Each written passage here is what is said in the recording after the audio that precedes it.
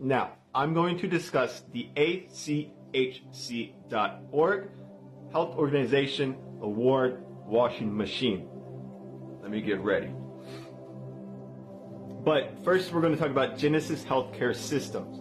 Now, they just went bankrupt in February of 2024. What this did was push $1.7 billion out of the debt of the company, because that's what bankruptcy does.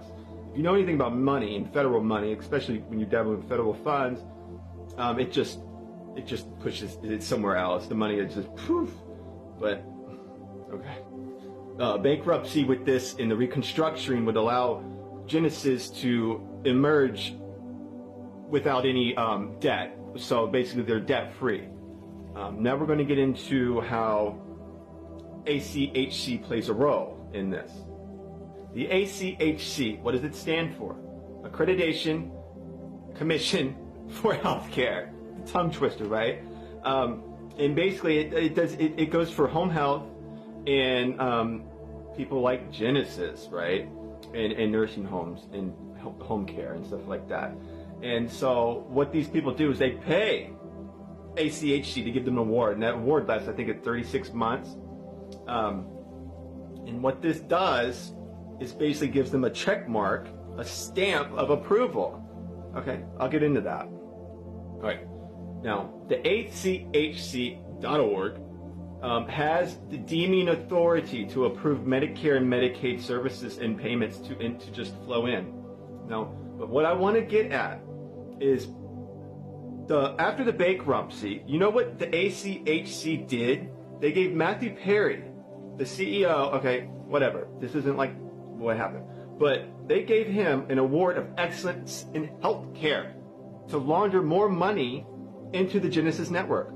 So just like my grandmother over here in Shepherdstown at the Genesis Canterbury Center, 15 grand tax money going in there, and some days they couldn't even feed the patients. Okay, apparently they were so broke they took the bed pads out. Okay, but there's a story behind that. Some days they didn't even have a peanut butter and jelly sandwich, but the ACHC has vowed to funnel more money into Genesis Healthcare Systems. Now, you have to think, what is a not-for-profit, paid service organization doing in America? Why does it exist? It's because it's laundering money into these bad companies, right?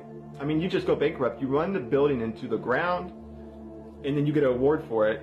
You get that stamp of approval to get more funds. So 63 beds, $15,000 or more per patient, per resident, is not enough.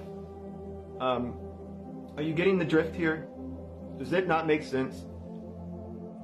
No. This is my claim. I'm not getting this from somebody else. I'm just sitting back and things are clicking. It's making sense. What it is basically, what did I write?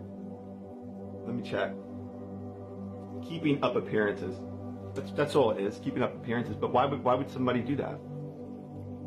It's a bigger scam than most people know. And when you're dabbling with federal funds and you want to dabble with more, why is an organization of awards, medical awards, giving stamps and approvals for more funds? Now, that's all I'm going to say on this. Yeah. I'm going to leave it at that for now, okay? But these are my claims. It's not a group of people. It's not nothing else. It's not conspiracy. You have to ask yourself, why does something like this exist? And you have to think about a washing machine, okay?